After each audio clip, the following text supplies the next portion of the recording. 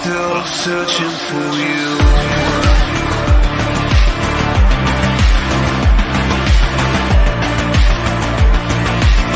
I'm still searching for you.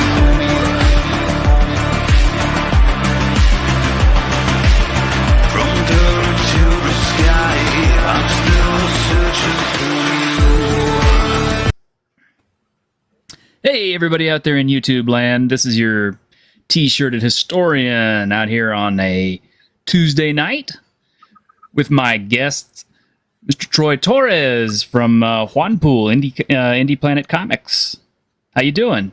I'm doing very good. Thanks for having me. Oh, hey, man, it's my pleasure.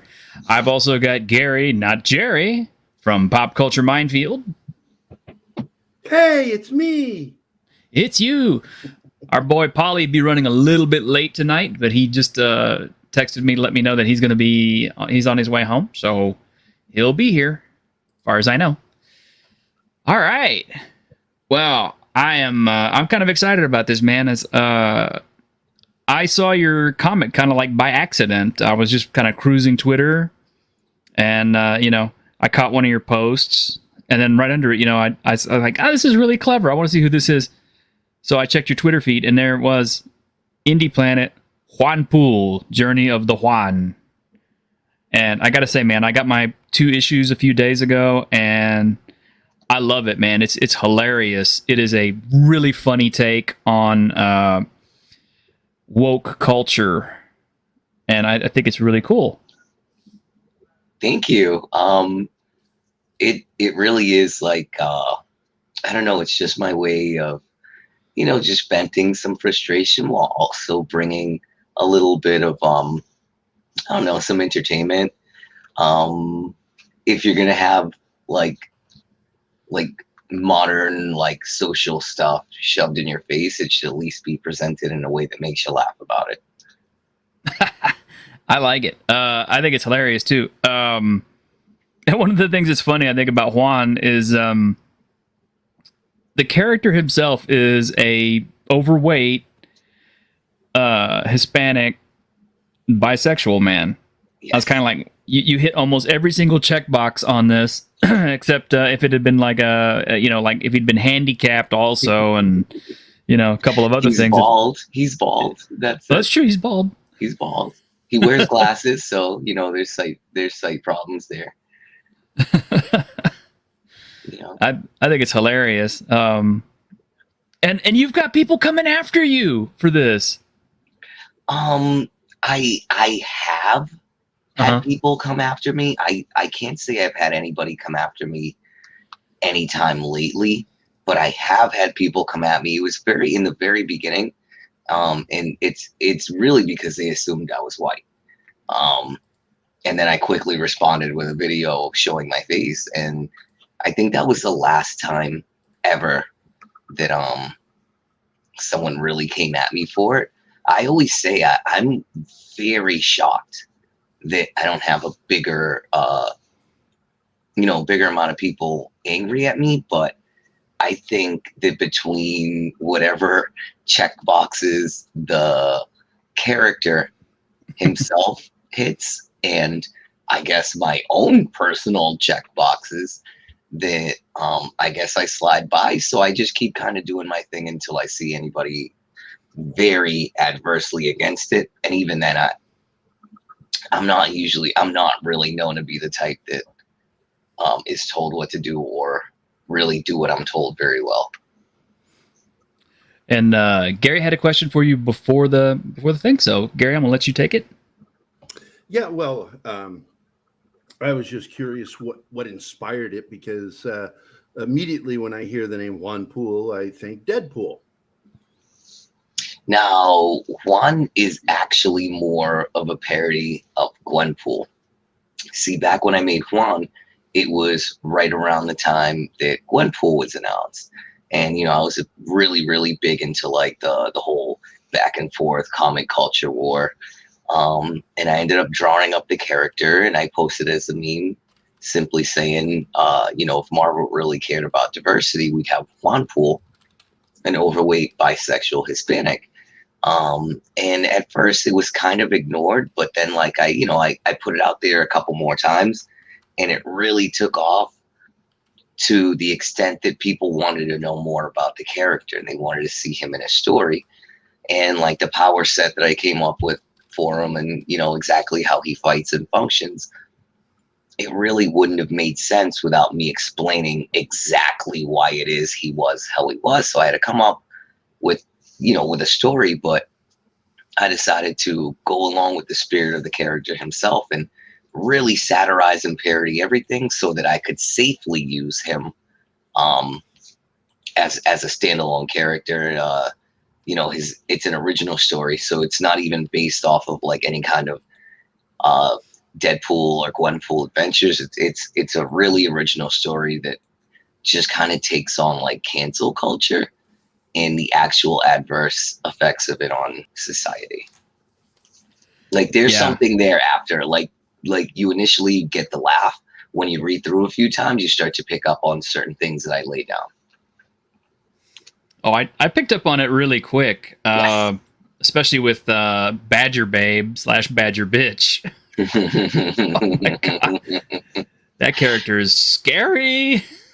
and it's I mean, like I said, it's parody, it's a satire.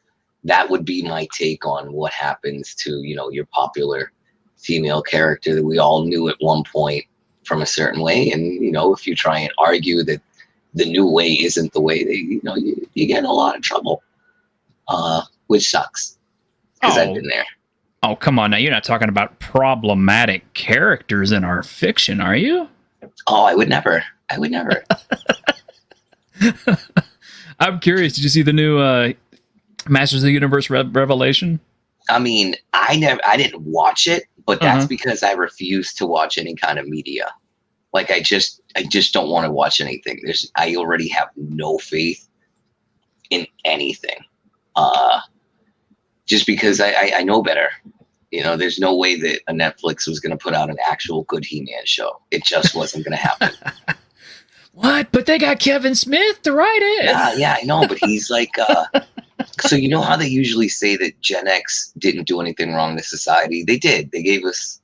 Gen X gave us Kevin Smith. And it's been a long time that he wasn't the every nerd.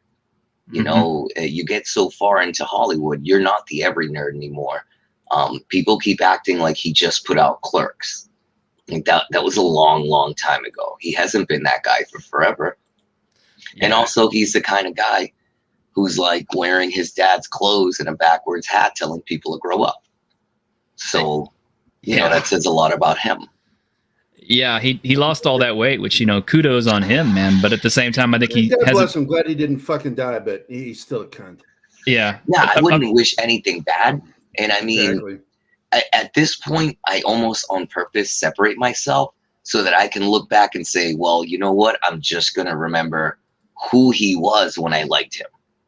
Because who he is now doesn't change that, the older movies that he put out that I liked, that I still really like, and I'll still probably watch when I'm bored. But I walked away from any kind of entertainment. That's why I kind of push for indie stuff. That's why I encourage people to go create. Because now is a good time to create because people are tired of it. I mean, me personally, I don't watch or read anything because I'm that jaded. The last video game I bought was DC Superhero Girls for the Switch because it's the only thing faithful to some bit of it. You know what I mean? Because I understand, like, when I actually sat down and watched it, they kind of changed some stuff, but they do it for the sake of slapstick, and you end up laughing a lot because it's like misadventures of like comical cartoon heroes. And it's sad that the best kind of superhero game I played lately is that one because it was a very simple game. Find out who's doing something wrong, team up all your powers, and come up with combos. No preaching, no nothing. It was just funny dialogue. And you can't find that anywhere. And that's why, I kind of, like I push for these things to happen. Like I wish I had more time to dedicate to comics and stuff, but unfortunately I have a full-time job, Mm-hmm. Yeah, I feel you, man. It's really difficult doing a passion project and making money off of it enough to sustain yourself. And trust me, because YouTube is mine. And yeah, I have to have a regular job myself. And, Yeah. Even Gerry has to pay the bills in other ways. Which is sad because it has a lot more to do with people putting, like politics and stuff first. Because for all practical purposes, this is the exact character people would want. This is representation. And it's a good story. And it's funny. And he's presented as the hero. And his relationship with another man is presented positive and in a good way. You want them to be happy together because you see them be happy together. You see them be normal. But because I wouldn't necessarily bow down and say everything you think is correct, they put it to the side. Yeah, I agree. I think a lot of the things that you actually hit on in your comics are very relevant to the problems that we discuss pretty much on a weekly basis on both Pop Culture Minefield and my show, The Week in Geek. And it is things like how representation, wokeness, all these other things have invaded all of our entertainments, and how they have kind of slowly been, or maybe quickly in this case, been taking away all of the things that we love in one form or another, whether it is retconning stories or bringing out new editions of things that destroy characters. And I'm not sure when it all started. I can't exactly pinpoint, but I would say something like the 2016 Ghostbusters is when they realized they had the exact formula to be able to put out garbage, have it fail, blame other people, and fail upwards. Yeah, because they've been really at this for a long time. It wasn't until the 2000s when they outright threatened nerd culture and said, "We're coming for your properties." Yeah, they said it. They told us they were going to do it, and they fucking did it. They infiltrated the comic industry, the film industry. They infiltrated social media. I mean, they were at the top of it, and they're using skills that were put together by Christian groups back in the 80s, but they do it better. Yeah, they have social media. Well, they have social Christian media. Groups were after TV shows, cartoons, comedy, and then you also have like humongous corporate backing from just about every company. It's a humongous one-sided playing field. And that's usually why I tend to, someone like me would probably see themselves more towards their way of thinking, but I don't really like that whole style of you push people around into what you want. Yeah, it's just bully tactics. Yeah, it's essentially bullying. And it really sucks because I would dare say you could get representation and diversity. You can do it right, but they're not looking for actual diversity. They're not looking for actual representation. There's specific messages, and I always tell people, it's not that they don't care they're losing money. It's that they're taking their money and investing it in more of a social say over things. If you really look at these big companies, to them, it's nothing to bleed a few million if you get humongous social say. I agree. We got a comment from our audience here. Jay says that that's why I love a lot of indie stuff from smaller writers and manga. So much peeps out there making good stuff that I love and want to help out. And that is one of the reasons why I wanted to promote you tonight, because you are an indie comic creator. I mean, you're on Indyplanet. I am. And yeah, I was nominated for Indie Comic of the Year on what was it, Comic Central, right before they shut down. Mm-hmm. Oh wow! I narrowly lost. Now, let me say, I put my book out there originally. That's how it was originally published. I went into the top 5 trending immediately. Stayed there for the entire time the site was up. It was a 5-star rated book. I had over 20 positive reviews, no negative reviews.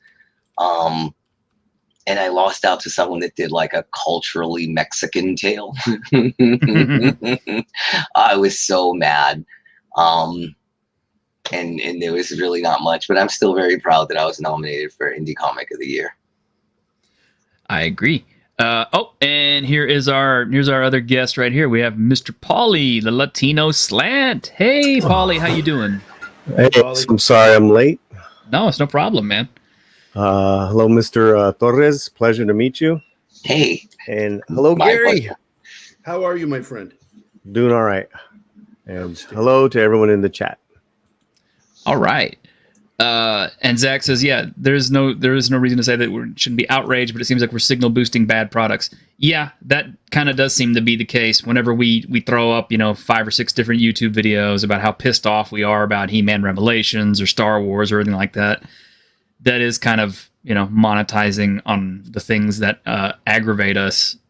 And that's our attempt to, inform people like why it's messed up. And I do think it gets a little oversaturated at times, which is one of the reasons why my own show, The Week in Geek, we try to be a little positive every week just to show that it's not all bad. There's still some good things out there. There's still people working and doing stuff that is worthwhile for geeks. And that's one of the reasons why I wanted to have you on, Mr. Torres, because I think Juanpool is great. I think that is something that everybody needs to have. And I think Paulie would have a phrase for you to adopt maybe in some of your future issue, which is wokosos. Oh, the Wokosos? Yeah. I'll see what I can do, because in reality, another funny parallel to Juanpool is he is in fact himself a leftist. Uh-huh.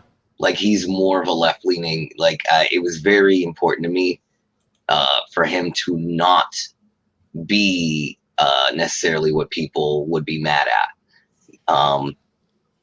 because you'll find that cancel culture will get anyone, even someone that goes out of their way to be respectful and always be there. If you step out of line, they'll destroy you. I've noticed that they will eat their own Very quickly. I mean, I went through like a 12-hour struggle session because I had a negative opinion of the new She-Ra. I was called so many things, and I'm like, bro, I'm one of you. What are you doing? Like, what are you doing? Like, you're attacking someone that, what are you doing? And you can't step out of line. You can't step out of line. Yeah, it's like you're not allowed to have independent thought. I myself, I don't know if I would say I'm a leftist, but I definitely have a little bit of a socialist bent in that the fact that I want people to be housed. I want people to have food. I want people to have medical and, some kind of income that they can have or a job that they can have. And I mean, I'm sorry, that's just basic human needs should be met. If that makes me a leftist or whatever, it's like, okay, so be it. But I mean, I'm sorry, I don't like seeing people suffer. Well, I mean, I wouldn't necessarily call myself a leftist. I'm more of I almost want to say I'm a very dead center person. Mm-hmm. I'm willing to stretch my arm out to the left when I believe in the cause, and I'm willing to stretch my arm out to the right when I believe in the cause, but I never move my feet, if that makes sense. Like, I stay very grounded. I kind of see society's better when we have a bit of each. One balances the other. And anytime one given side gets too much, just things get out of whack. I would say I definitely lean more left when it comes to like expression of self and that kind of stuff. You know what I mean? Like, obviously, mm-hmm. the stuff that you know what I mean, where it's more personal to me. But there's many things where I see more of like the traditional way, basically because of how I was raised, because, my father was a very traditional Dominican man, you know what I mean? And that's just so ingrained in me that there's certain things that I believe that I would stretch out in the right direction. But once again, never going too much farther than like stretching my arm out. Yeah. And let's jump on that for a sec. So you're of Dominican descent? Yes. My father was born in the Dominican Republic. I want to say he came here in about the 70s. And he was just a diligent, hardworking man. He started out sweeping floors in a box company, and by the time he retired, around his later 60s, he was assistant to the CEO. He owned several businesses throughout my life. I'm a kid of privilege to an extent. You know, I grew up in a house in a not bad neighborhood necessarily. I went in private. He sent us to Catholic school for our whole lives. He was a real hard worker. And, you know, I'm also really proud to say that I was born to an American citizen, because by the time I came around, he and my mother were fully naturalized citizens. My father was very, very hardworking, but my father was a very, very right-leaning conservative, for several reasons. And it was just one of those kind of upbringings in my life. I can understand, and I sympathize and I empathize. I too have had kind of a similar situation. My father came over from Cuba, during a freedom flight after Castro took over, and he came here when he was 17, and he had nothing, and worked his way up through school and everything else to provide a good life and a good home for myself and for my mother, who is a Mexican, and so like you, I've kind of had that privilege too. But that is something I have noticed from the older generation of Latinos and Latinas who have come to this country, is they worked their asses off doing whatever it is they could get, and they built themselves up from almost nothing. I mean, it's something to say about our people, Yeah. We work our asses off. We work our asses off. As long as we emulate that culture, something I find a lot in more modern and like the second or third generation of American Latinos and Hispanics is that they lose that sense of identity to the culture. Mm. Like, I'm only first generation. I have a really deep sense to my father's culture, but at the same time, I was born and raised here, and I was encouraged to, you're American, embrace being American, because this is where you're from. This is your, your story starts here. You build from here. Oh yeah, same. And even then, like it was a funny upbringing, because my father was really strict, really conservative, but God, I really admired that man. I wanted to be just like him. Anything my father set out to do, he did. I even dedicated the part 2, number 2 of Juanpool to my father. Yes, condolences on your father's passing. No, he had a really long life. He was at the point where he had really bad dementia, so it was more of a relief that my father didn't have to suffer. I didn't want my father to. Yeah, I went through that with my dad too. I get it. One of my father's biggest prides was his mind, how smart he was and how focused. So it was like really sad to see him not have his strength. And it was just, it really was his time to go.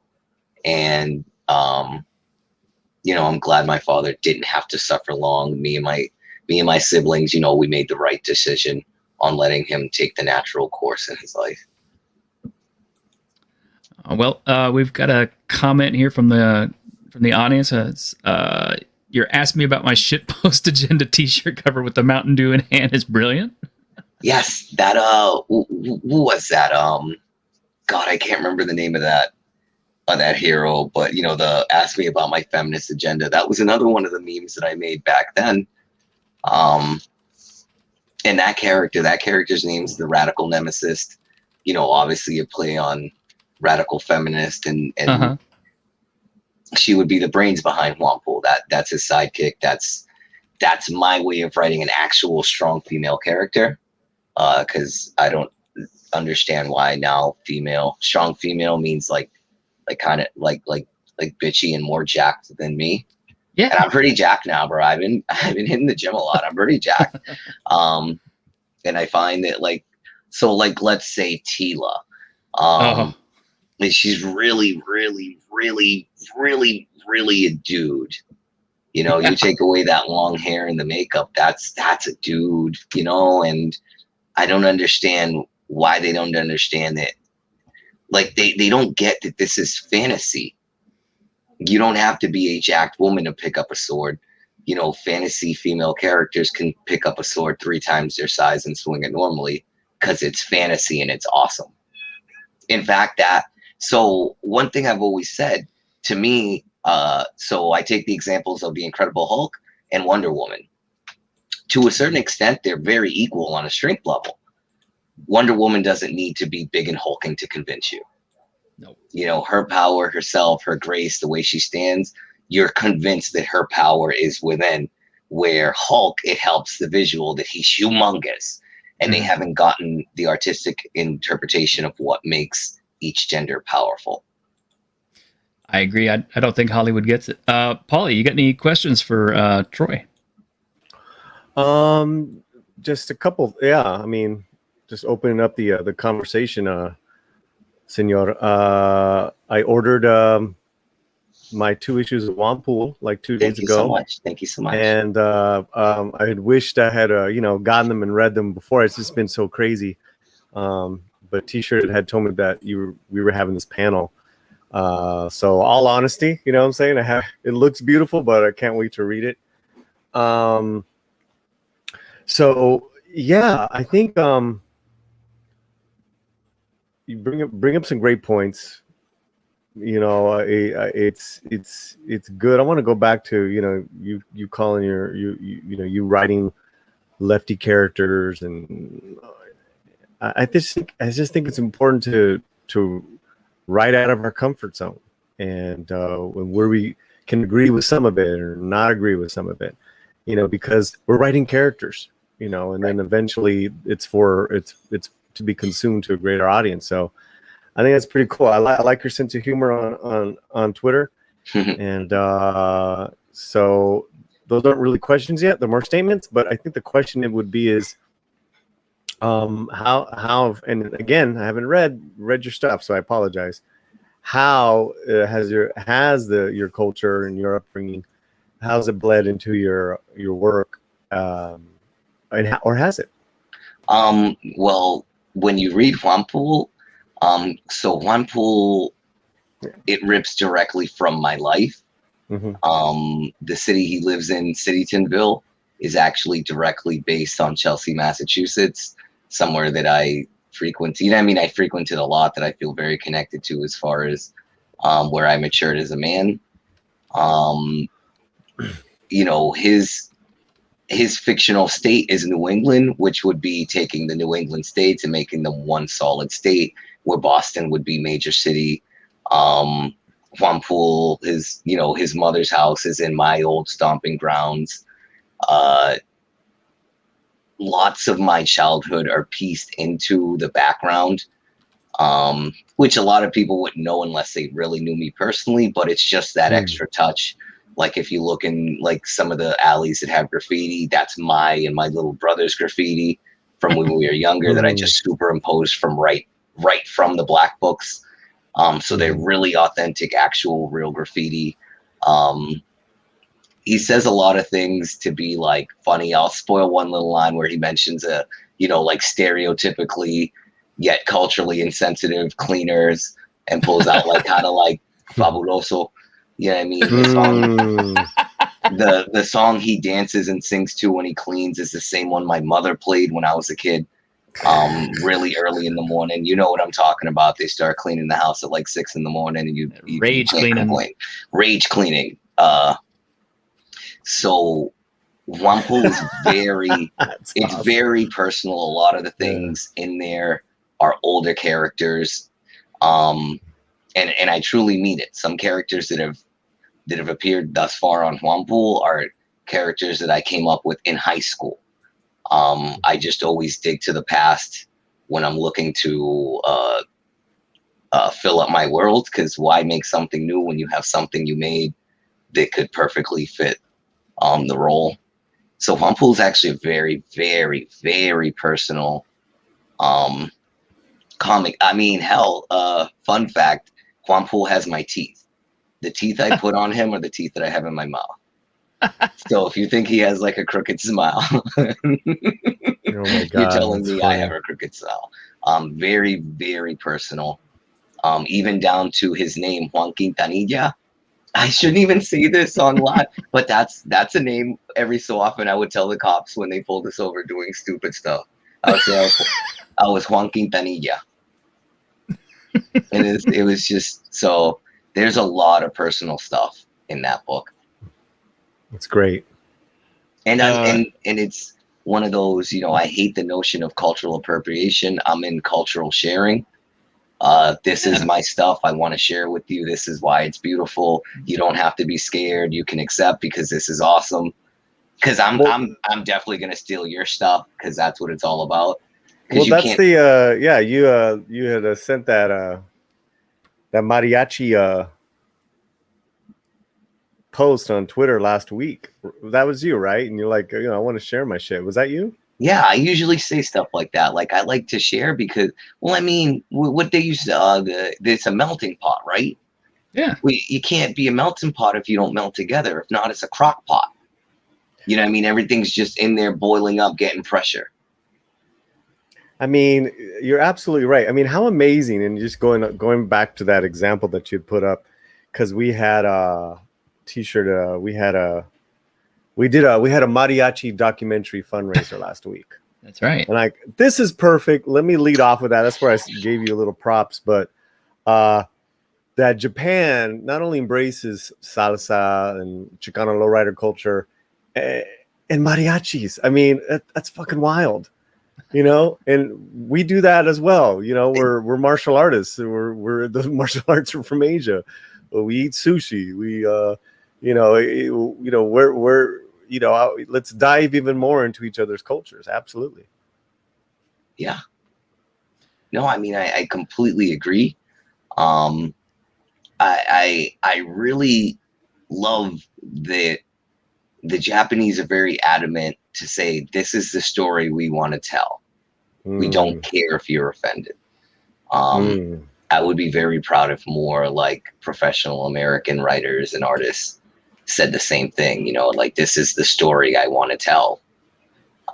It would also take a good amount of courage. And it's sad to see that the least courageous storytellers are the ones with the big enough platform and say that they could survive being canceled. You know what I mean? Mm-hmm. Most of the big professional creators that have kind of turned on their fans would survive a cancellation, no doubt. Yet they very cowardly will just turn on the people that put them in the position they are, getting all the way back to someone like Kevin Smith. You just called me a loser, but you wouldn't be around if I didn't watch your stuff. Because if I didn't watch your stuff, you never would have been popular enough that Hollywood said, all right, let's bring him in. You would be a loser still with your hat backwards. Yeah. Yep. Yep. Gary, you got any technical questions? I'm kind of curious, Troy. What is your background as far as your art background? I mean, do you have some formal training or? I'm almost 90%. I want to say I'm 90% self-taught. Right. I know some people hate the term, but I'm like a natural talent. I've just been doing this my whole life. It's just something I've always done. I've always drawn. I've always been the best artist. I've always been the class artist. It's just something I've always excelled at. I can, I know how to like charcoal, oil paint. I know how to sculpt. I know how to use an airbrush. I tattoo. It's just something I have a really high aptitude for, that I just get easily. But there are other things in life that I don't pick up very well that I think is the counterbalance.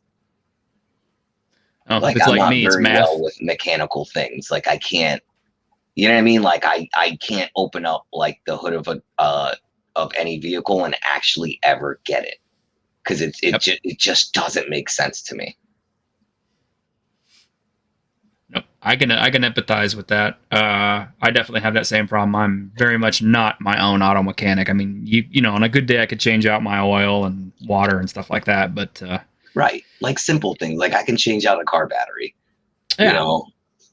But that's about the extent. If my truck completely stops, I have to call a tow and bring it somewhere.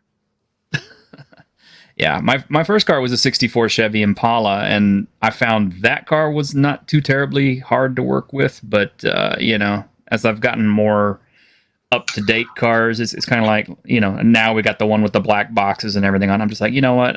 There's just no way. I can't figure this thing out. So I don't even worry about it. You know, as long as it's running. Yeah. But, Gary, you got some questions? Or? No, I was really enjoying it. I came up the same way as you with self-taught. My mom used to joke I was born with a pencil in my hand, and I would joke back, that sounds painful.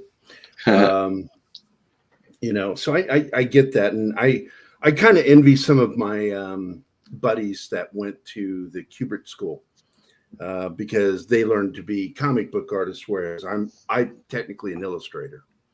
And you know, it's weird, you know, not being traditionally trained, but you do have a good cartooning style, which I like. It's kind of a throwback from some of the art I've seen. I'm trying to order your book right now. Oh, sweet. Thank I'm you. having trouble because I don't have a PayPal account. You know, so it's not letting me order it. And so I'm getting very frustrated with it. So I've got to figure it out. I had a credit card option too, but well, there's a credit card option, and it says that I have a PayPal account on my old email, but I shut that down years ago. So it won't let me go through. It wants me to log in. I'm like, I can't log in. Anyway, it's weird. But anyway, I like your cartooning style. I'm really looking forward to reading this book. I wish I'd read it before, you know, like Paulie, like read it before we got to talk to you, but you know, it doesn't mean we can't sit here and talk to you because your fucking artwork is really good. I like your use of thin and thick lines. Thank you. You know, whether you were trained or not, you clearly studied somebody's style. So who were the artists you paid most attention to from comic books? So I love Tex Avery. oh wow. Fuck yeah. You know what I mean? That if I were gonna say my slapstick style of animating, or I should say drawing and illustrating, it would be more to his, where things are extremely goofy alongside more realistic. Now, for you heathens in the chat, Tex Avery is not a comic book artist. He's old cartoonist. Cartoonist. I used to watch old cartoons in Spanish. I used to watch old cartoons in Spanish, which is funny because every so often, like I'll call Popeye Popeye, and people like, "What?" Be like, "You had to be there, bro. Like, you don't know about that. you don't know nothing about that." But I would say he was one of my big influence.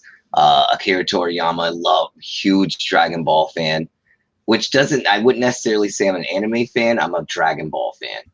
There you go. And not to say there's anything wrong with anime. It's just never been one of those things that fully appeal to me outside of the art style, because the art style is just, breathtaking. Yeah, their backdrops and their designs, the technical stuff is always really good. Some of the faces annoy me. To me, it's something that you have to have a bit of like before knowledge and appreciation for like the quirks of Japanese culture. And I've just never been interested to that extent, but not in a bad way. It's just something that I don't get it in that way. Like I'll read the stories. It'll be good writing. I'll see that it's a good story. It's well put together. The animation's awesome. But at the end of the day, I never have the same takeaway as like someone who's an actual fan of like anime and manga, which is sad because I'd love to get into manga because I'm bored and want to start reading things again. Yeah. I was kind of curious. Are you your own colorist on these two? I'm my own everything on Juanpool. Wow, because I colors write, really pencil, pop. ink, color, and letter it. Do all the lighting effects. Like this is like my little baby. I've had my team members offer up and down day and night to help, but it's like it's very important to me that it continues to be something that I make from my own. I have other projects that I collaborate with them now, But it's just one of those books that it just needs my touch. Anybody that actually knows me behind the scenes, this is like 25% written and 75% of the book is made organically on the spot. Even down to how I lay the pages out. The dialogue is never even set until the very end. Just so that I know I'm going to say the most funny thing.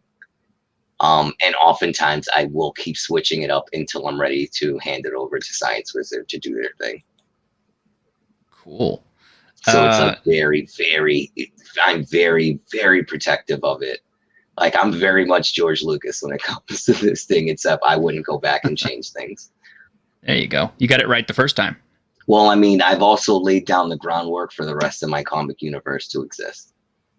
Oh man! So you mean we're gonna have some expansions? We're gonna have like some Badger Babe comics and stuff now. The one thing I tell everybody, and this is the truth, nothing that lands in the page is by accident. Everything is there on purpose with a purpose. Every single thing, every single detail, even the things that don't look like they are even affecting the background. Like everything has an exact purpose. I've laid the groundwork. It's like so let's say we're playing Yu-Gi-Oh! I just laid mad face down cards. The only Yu-Gi-Oh! I think I'm really familiar with is Pot of Greed, but and mostly because of the memes. But okay, I mean, it's like in the first issue, you know, one of the things that I really liked is how you handled Juanpool's unpardoning or unpersoning. The unpersoning. Yeah, I mean, literally, he commits a foible on the internet that is so bad that the United States literally erases his identity from existence. Right. Because the thing is, it's and I'm sure, and everybody I'm sure is familiar with Weaponized Nerd Rage. He once described it as the South Park of indie comics. I want to have a really big bombastic world where I can really go full force with what I'm doing. So, you know, so like a hero like Badger Bitch fits in well in this world because it's so over the top. Yeah. That she would be an actual occurrence. And I noticed you have like all the tropes throughout your books too. Like you have one. You have like the Hispanic lady with the blue hair. I thought that was hilarious. I don't pull punches. One of my favorite characters that was introduced in part 2 was White Savior. White Savior's funny. Oh my God. Yes. You got to tell them about White Savior. That's funny. White Savior is White Savior is my parody of Captain Marvel. And that I'll leave it to that, and that way you can enjoy it. White Savior. You like that face, Paulie. that's my parody. That's my satire of Captain Marvel and those type of characters and folks that you'll typically find. Well, I've got good news. I just finally purchased them. Yes. So I'll be reading them after the show, or maybe during the show. And I always warn everybody, and I warn everybody always. I make my inner city hood thug characters actually talk like thugs. You know what I mean? They do. Go into they actually talk like, you know, like if you met a thug in an alley.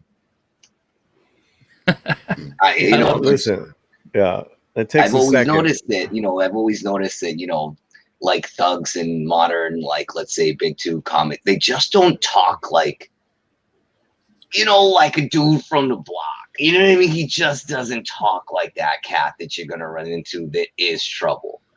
It always sounds like semi-safe, and it's like, no, like portray what you want to, like actually, you know, take it there if you're gonna take it there. And even then, there's humor in those characters. Those characters are set up to a joke too.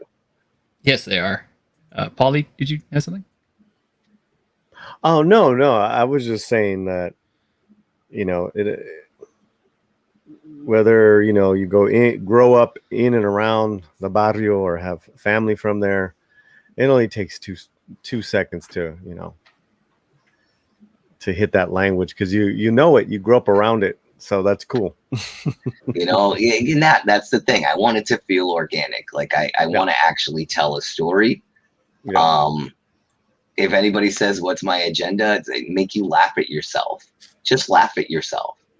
It'll help a lot in our discourse if people can actually stop and laugh at themselves again, because people are hilarious. You know what I mean? And some of the things that people push from both sides are absolutely laughable. And I think that, if we can make it normal to say, all right, yeah, no, I see what you're saying. We need to get back to that point, because people are extremely sensitive over things that they really don't need to be. No, we're not. Exactly. No, you're sensitive. Oh, I got you really mad, huh? Like, no, I don't want to talk about this. Oh, I think it's hilarious. Like, you didn't mention that Juan is a vegan too, although he does eat a chuleta. That's hilarious. Yeah, I like to, yeah. Like I said, there's a lot of it that comes directly from me in my life, and just funny things I come up with on the spot. Yeah.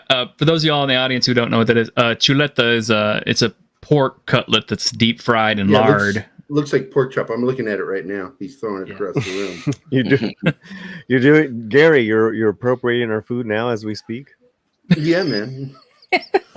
Hey, man, I grew up in Phoenix. I made it look nice and tasty. I hardly ate any American food, especially with my brother. Well, just know that the Puerto Ricans, the Dominicans, they fry everything. So you got a salad, they're gonna fry it. We fry a lot. We fry a lot. We do fry a lot. I can't even say you're Welcome wrong. to Ireland. I mean, fry the bread. It's so fucking awesome. Like, I fry my meatballs, and I mean breaded fry my meatballs. That reminds me of a taco truck in Austin. They basically fry everything. That's what they sell. And one of them must have been Latino, because it's like, they're fried Oreos and todo, man. I was just like, damn, this place is legit. Oh man, for Cubans, I think it's like anything pork. Any way you want to have a piece of pork, Cubans? Yeah. Well, they'll fry a shoe. No, what I've noticed Not my about dad. Caribbeans Caribbeans really like to eat parts of the animals that most people don't even want to mention. I have eaten, and probably still would eat, depending on who cooked it, several parts of several different animals that no one probably even wants to hear. Well, yeah, because I experienced that with Southern, because my dad moved me to Virginia when I was 8, and we lived on the poor side of town, so we were eating like some crazy fucking food, including chitlins.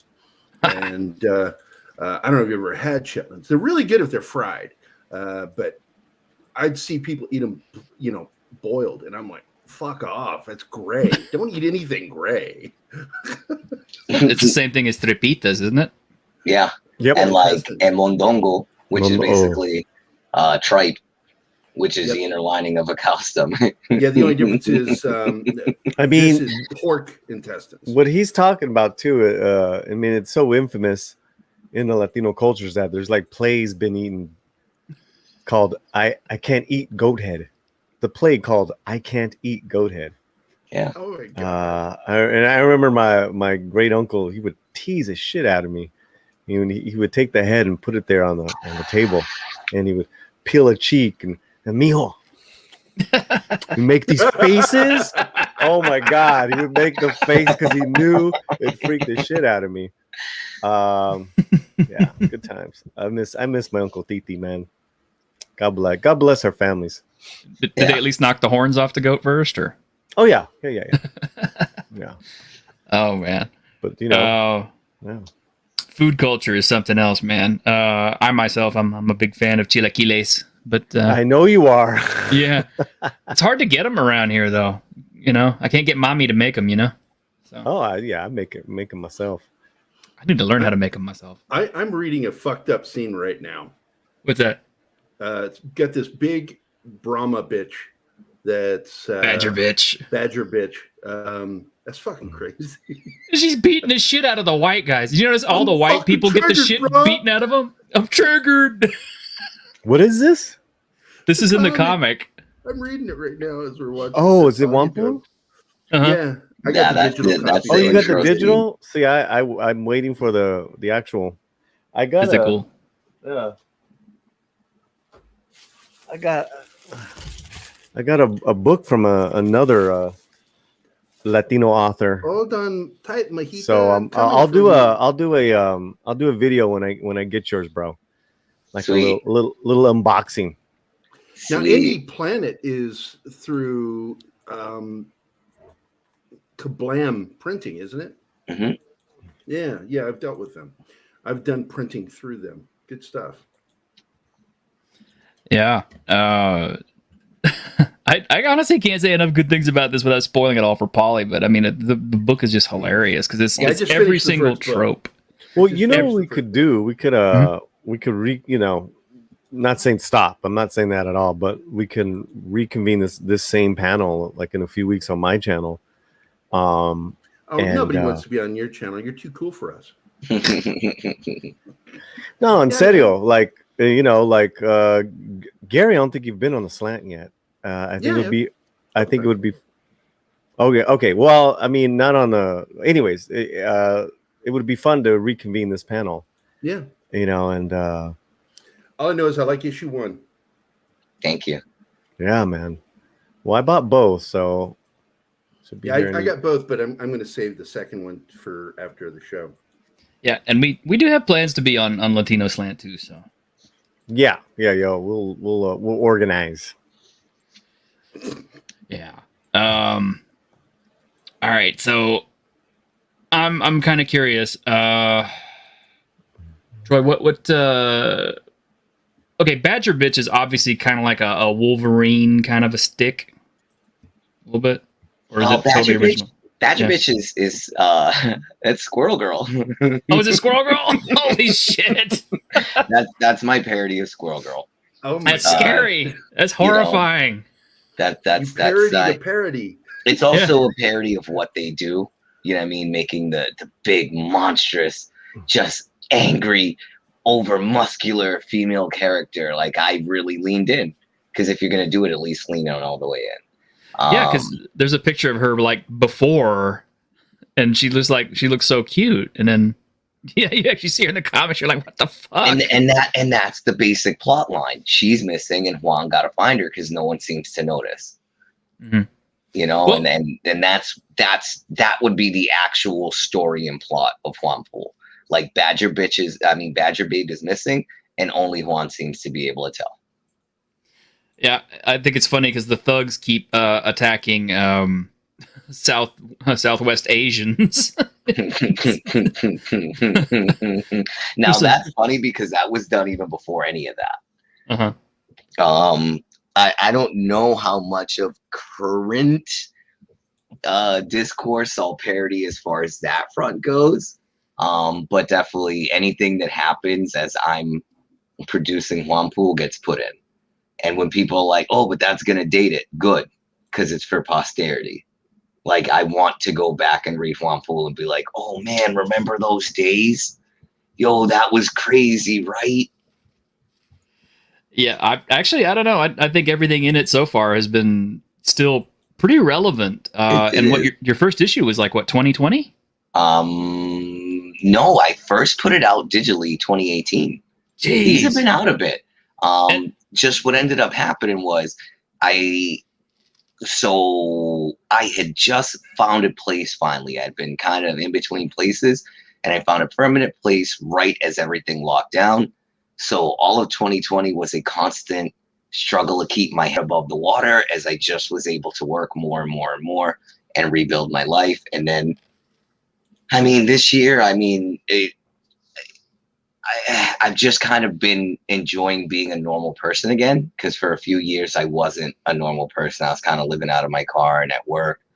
And it felt good to be able. Normal person, buddy. Well, but you know what I mean? Like, so I've done it. So like, for instance, when you're in between places and when you got to be focusing on rebuilding your life, you don't have time to necessarily go out and get drinks with the girls. Because that's not a priority. And where are you going to go home to? You can't go home and sleep it off. You're sleeping in your car. You definitely can't be drunk in your car in a parking lot. So like I've just been doing that and slowly working on it, slowly learning how to just do it more professional and not in this like ragtag kind of put together. You know, you can only do that so many times before you really need to learn the craft. Like Gerry said, I don't know how to make comics. I know how to draw really good. I come up with really great concepts. So every single step in Juanpool has been learning and teaching myself how to properly make a comic. Because you've got one thing nailed down, dude, which is structuring the art into telling a story, telling a linear story. You're fine. You're good at it. A lot of people are good artists and they can't do that. You've already got it in spades. Oh, you're gonna make me cry. Stop it. I was gonna comment too. These are not like you need someone to help you with the lettering now, and I do lettering, and I'll be glad to help you, and I won't charge for it. We could talk. Shoot me a DM. Yeah, right now I do things in a very specific way. We can talk. You know what I mean? Shoot me a DM, but Twitter. I don't think you heard me. I said I don't want to talk to you privately. Oh. he's being a goof. I'm a dick. No, actually, we need a friend on Twitter, and we can chat that way. Okay. Here, in the private chat, I'll give you my Twitter handle. All right. Both of them. Yeah, and Paulie, you probably should as well. Don't give Gerry any of your info. I'm telling you now, brother. It would be better than some of the other DMs I get. All right, I get some DMs. He's like a herpy. I'm very popular. I'm very popular. We're a certain type of fan too. Genital herpes. What are they? Oh yeah, no lip herpy. This is my artist one here. I just sent you. All right. Well, Twitter. The one other thing I could say about the comics is they're thick. I mean, they're on good paper. They're well printed. They're really nice to hold. Kablam does a really good job for you indie guys out there. If you want to, I wouldn't do large orders through them, but print on demand is okay. Graphic novel prices can be pretty good, but their paper printing is always high end. But that's part of the problem that I've complained about with the comic industry. It's why comics are so expensive. We need to get back to the old days with just a step above newsprint and get back to the cheaper printing so people can afford comics again. Yeah, well, I mean, it's like on the website, they're listed at $5.52 for a physical copy, which, some people would go like, oh, that's outrageous. I'm like, no, and most of your shit comics from DC and whatever like that are still costing you $5 anyway. You might as well put a little bit of extra money because you're going to get it in this comic. Because for one thing, there's no fucking ads in Juanpool comics. And they do offer, as I recall, I can't remember. You might remember, Troy, if they have lower quality paper for printing. They might, but all that Science Wizard handles for me. I'm just the pretty face. And the talent. I have no idea what you even look like, boy. I'm just the talent. Oh, you don't want to know. You don't want to know. You don't want to know. Yeah. I'm a fat fuck. I don't care. But yeah, no. Trust me. Follow me on Twitter, and you'll understand why I said you probably don't want to know. Private message me your Twitter handle, and I'll go follow. Well, you. I mean, I just followed you. Oh, so show it then. I'll go have a look. See what you get going. It's the same avatar that's that I'm using now. I warn you, I'm kind of spicy, Joe. Oh, just so that you know. I'm a complete asshole. Okay. So don't worry about it. Nothing offends me. Well, no, I always say that because I would say I also at any given point, I would describe myself as a not safe for work artist as well. And I think, if you haven't guessed by now, I draw certain things that I like. So, careful with that one. Yeah, my middle child is, all my kids are artists, illustrators, and writers. And, but my middle one likes to do hentai. Oh. And he's like, I really want to show you what I did, Dad. But I'm not sure. I'm kind of embarrassed. I'm like, just show it to me. And he showed it to me. I went, oh, fuck. That is some veiny dicks right there. Yeah. Yeah, I do stuff like that too. Yeah, I definitely do. I do a lot of stuff. I mean, I'm actually even trying to work on an erotica comic on the side for like a whole different kind of fan base, just because, diversify what Even you do. I've done that. Don't worry about it, man. I did one called Lesbos, Queen of the Cosmos. Sweet. I miss stuff like that. Yeah, I love the old Penthouse and Playboy comics that were. Yeah, those were good. Someone say Lesbos? Yes. Yeah. Lesbos, Queen of the Cosmos. It was a comic that I created. I was working with another artist on. Then he ended up bailing on me, and I'm like, fuck it, because he really drew big jumblies, and I like that, but he wasn't consistent, and I'm like, well, there goes that comic. What is National Boobs Day? Just wanted to. It was today. It is. I didn't even know anything. Today's National Boobs Day. What? Oh, I didn't even know. I've barely been on Twitter because someone pissed me off. I have And I've learned to just get off instead of argue and go nuts. Yeah, I have permission to put a nice photo of my lady up, but I'm not going to do it. Why not? Okay. I respect know. that. I respect that. Yeah. You just you just want a lot of whatever you points want in to my do, book. dude, but don't be embarrassed or She's got great chichis, but I'm just saying, Oh, you're one of the people that He can said chichis. like that. Chichis Christ. Chichis Christ.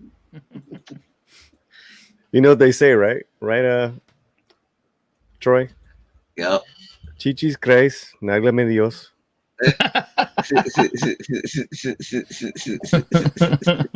We used to, my friends, because we were all Hispanic, we used to be like grassy ass dinargas. That's what we used to say to each other. Nalgas, yeah. Like grassy ass dinargas. Nalgas is one of the best words ever. I love nalgas. Yeah. It's very descriptive. You know exactly. Yep. Like you got a great visual right away. It's a great fucking word. Nalgas. It is a great word, yeah. Yep. Because like even something like culo, it's too, man, you're too down the middle. It's pretty like graphic. There's something like right up your. Culo is definitely more. Yeah. In the hole. Yeah. Hole in one. What's the word I'm looking for? Visceral. Yes.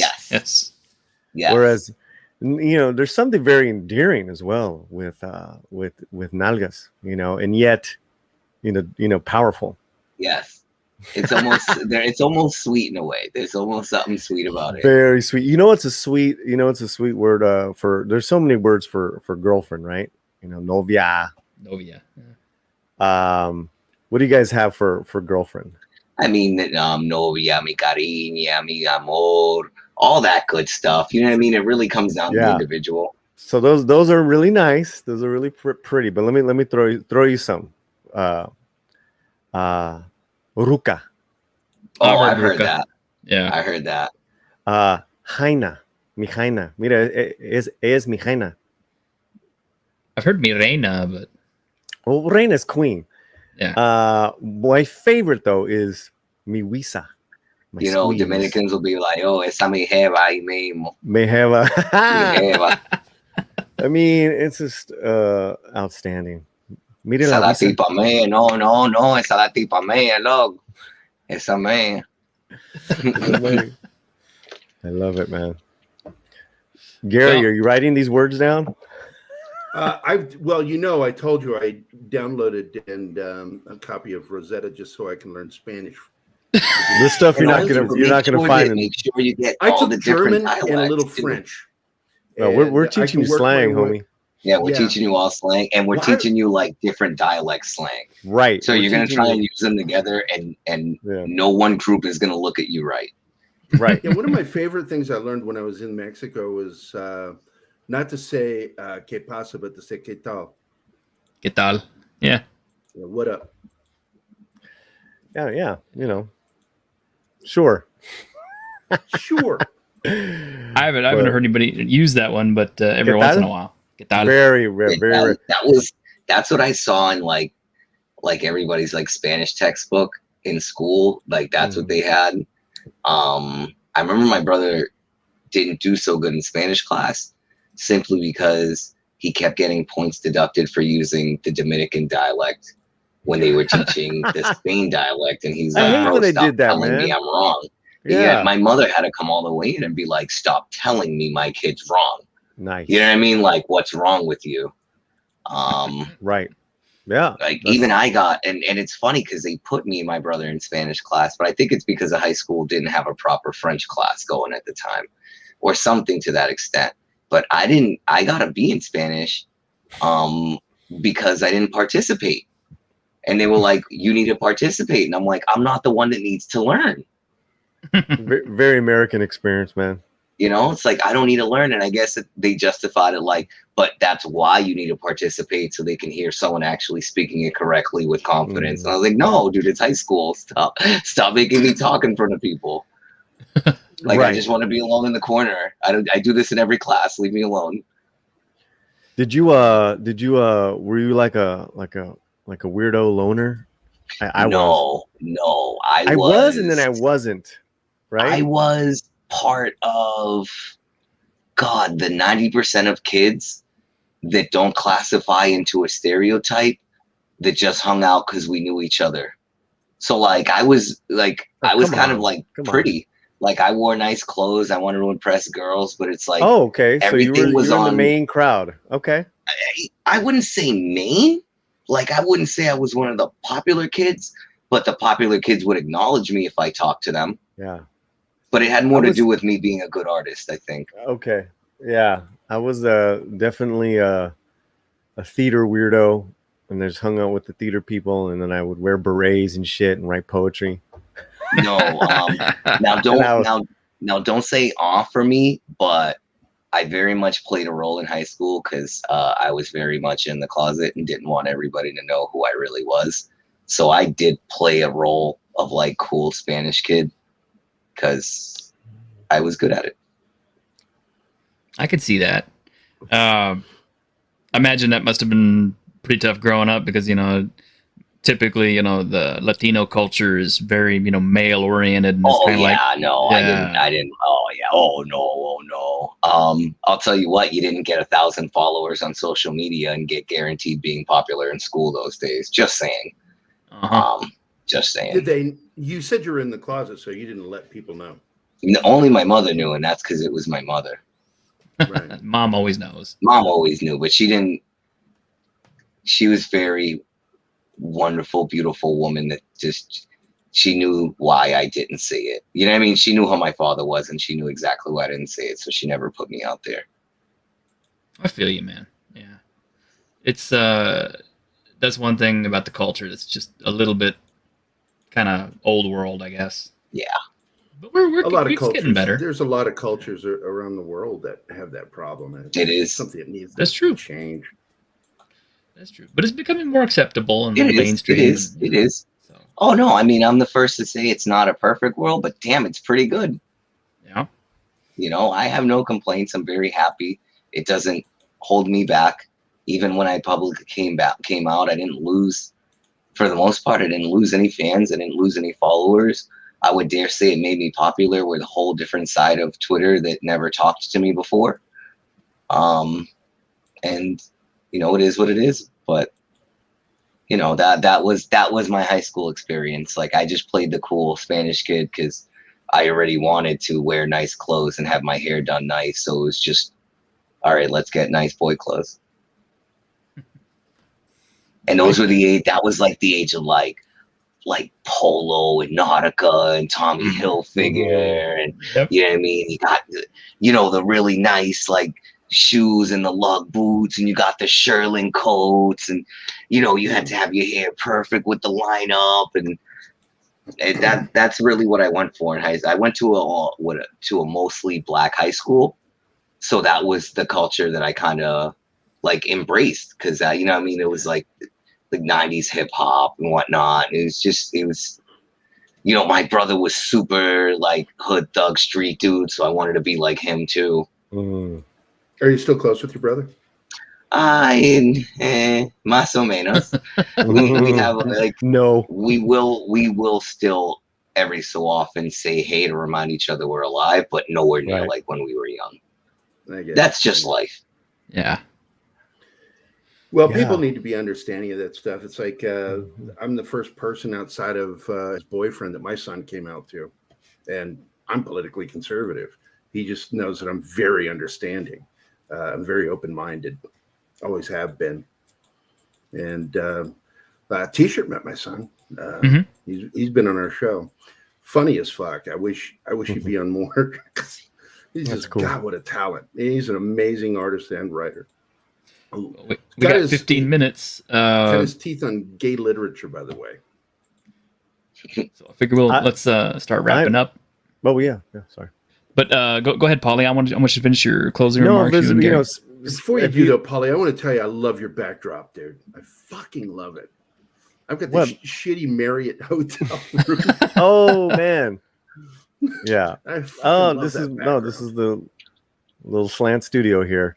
Love it. And right over there is my washer and dryer, so it's not all. Yeah, that's right. Yep, it's all a lie. The lady's like, put all that stuff in the back. You can have fun. The rest of the house belongs to me. Speaking of fabuloso, man, she was like, she was dousing it yesterday because my mom came over yesterday to watch our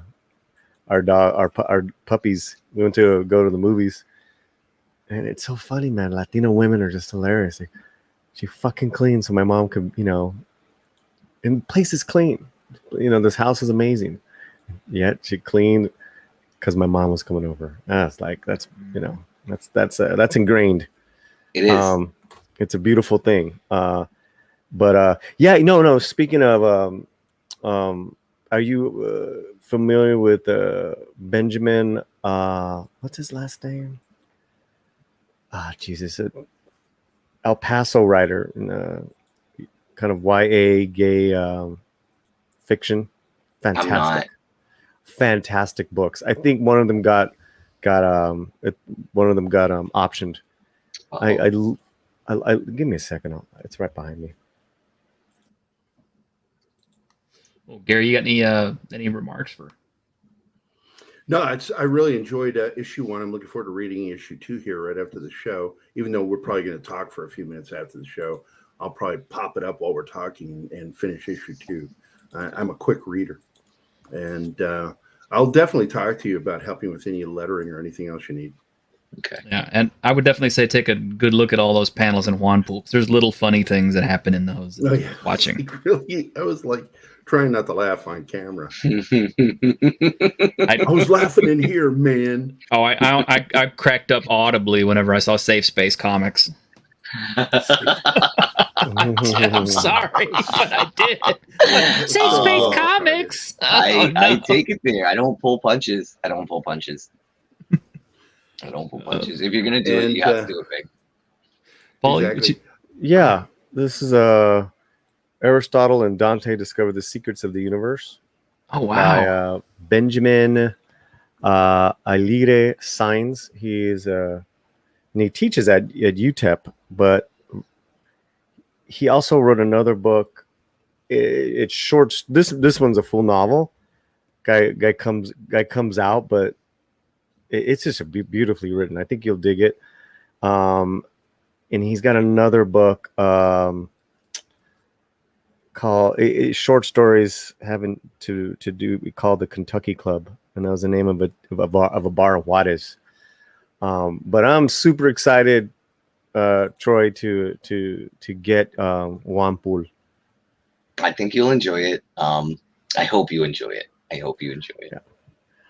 Yeah. I mean, and then that's exactly. I heard. I was driving back, and I heard T-shirt is saying it's like, this is how we do it. It's like we don't have to keep doing videos on that IP or that IP. It's like we have great creators right here in our midst, and we have to support them with our dollars. Mm-hmm. Yeah, in fact, I've got a book coming out I'll talk to you about later that I'll be releasing on digital download here within the week. Oh, okay. Great, man. Fantastic. And I'm a huge supporter of Vindicated Ink. It's a get it directly to the people. Like, I know that people are really big on like crowdfunding campaigns, but I really encourage people to start doing like directly into people's hands. You know what I mean? Like, you can only do so many, like you can't you can't fix an industry by making every book need a campaign. Yeah. You know what I mean? That's not how it works. And that's not against anybody. I've had a campaign myself, which I apologize to everybody for the tardiness once again, because that's what I do every time I bring it up. You were late also? I was late. I mean, and here's the thing. I have no problem in saying it. You know the phrase, don't attribute to malice what could be accredited to ineptitude, or, you know what I mean? That was it. We fucked up. We thought we knew what we were doing. We picked the wrong things. We fucked up. We weren't smart with money because we thought we had everything handled, and it ended up late, and we apologized. But we also got every single thing we promised into people's hands. You know, we did get everything out. It just was, it took us longer than we thought. And I will continuously apologize because I understand where that's not okay. You know, pandemic kind of fucked with everything. So it was a lot of weird stuff. But it mostly came down to just, you know, you get that bravado of, we got it. We know what we're doing. We got this. Shut up. Leave me alone. And at the end of the day, you're like, oh, wow, we fucked up. Oh, sorry. It happens, you know, because I had crowdfunded partially what we were doing with one of my books, and I paid the writers. They were the only ones who got paid, and from the campaign, and they turned in crap scripts, and I fired all of them and rewrote the script myself, and I was late. Yeah, I mean, and what it came down to, we picked the wrong printer, which drained us of a lot of funds, and we just really underestimated how many people would go for like the full biggest package that got them every little tidbit. And we underbid. We didn't want to look greedy. We didn't want to hit people with high prices, you know, and next thing you know, everybody wanted the biggest, best package. And it was like, oh, wow, it wasn't, I will still say, no matter what the number we put up, I don't consider it a financial success. It was a success in the point of everybody that was a fan came together. Yeah, I mean, we got a lot of support. We saw a lot of different communities that typically fight and bicker come together underneath our banner, it's a very proud moment when you can get like very at odds part of Twitter together in the same place cheering you on. Even some of the stuff we offered was custom geared to the fans, for the fans. We had that whole campaign going on where we were personally redrawing people's avatars to look like Juanpool. Like, we really went in. Like, well, we really love our fans, because you're nothing without fans. And one of the things we strive for a lot at Science Wizard is, you know, we want to please fans, because you can't succeed without them. Wow, man, you know something that people seem to have forgotten up in Hollywood. But. Yeah, entertainment industry doesn't understand that at all anymore. Well, because I said they're looking to push a message. They're not entertaining anymore, so they're spending money in getting political sway in society. At least that's my theory. I mean, I agree. I know Paulie did that. It's because there are some that get it. But it seems like the major studios right now have their heads up their asses and don't know how to deliver a product to the fan base. Nope, because they're delivering it for themselves. They're not making movies for the fans. They're making movies that they can go into a big room with fancy clothes. Or the loudest groups. You know, or you know, various groups that were never going to be their fans anyways, whose all they're going to do is retweet and say, look at how cool this is. You know, how many people project's failing? I don't understand it. You got to ask yourself, how many people really sat down to watch Masters of the Universe that were cheering it on? Probably not many. I made it all the way through. My wife and I were trying to watch it, and we got to the throne scene where Tila loses her shit, and we're like, oh, we're out of here. Yeah, no, stuff like that is so obnoxious. Yeah. It's obnoxious. If she's going to be mad at The Secret, it should have been mad at, I thought her dad. You know what I mean? I thought she was getting mad about her dad. Well, I mean, me personally, if I were going to write that scene, it would be her getting mad because I could have helped save the man I love. Why didn't you give me a chance to go fight with the man I loved? Is this really this is the man I loved and you didn't even give me a chance to fight for him? That's where I would have understood her anger, because it wouldn't have been oh, how dare he die on me, but how dare you not give me a chance to go help the man I love? He could be here. That's where I would see, and that would be more like survivor's remorse. I could see her. Well, at the angry same with time, I survivors also felt remorse. that, because the king just shit all over Man at Arms, just shit all over him. And I thought when she was getting angry that's what she was going to get angry about, defending her dad. Oh no, he needs to go. He's he needs to go. And that's the whole point. We need to go. We need to Luke Skywalker him. Oh no, did I say that? Oh, you did. You did. Oh. All right. Well, all right, guys. This has been really, really fun. Troy, I want to thank you so much for agreeing to hang out with me and do this chat. Hopefully this will bring a little bit of awareness to your comics, and maybe you'll get some sales out of it. If not, hey, at the very least, I had a good time. Do my other panelists have a good time? Oh yeah, I had a great time. Yeah, I had an absolutely good time. Absolutely. And my absolute pleasure. I got ordered his books 2 days ago, so there you go. Outstanding. I had to read it tonight, so I could. Gerry, you got something? Yeah, I want to, because we're so close. I want to get the fuck out of this hotel. Our place burnt down. My studio's gone. All my stuff that I had printed gone. A lot of work lost, and so Fat Steven, set up this GoFundMe, and it's doing fairly well. And so there it is, guys. If you can't contribute, just share it. I appreciate it. Any little bit we get helps, because that's how I'm paying for this lovely computer.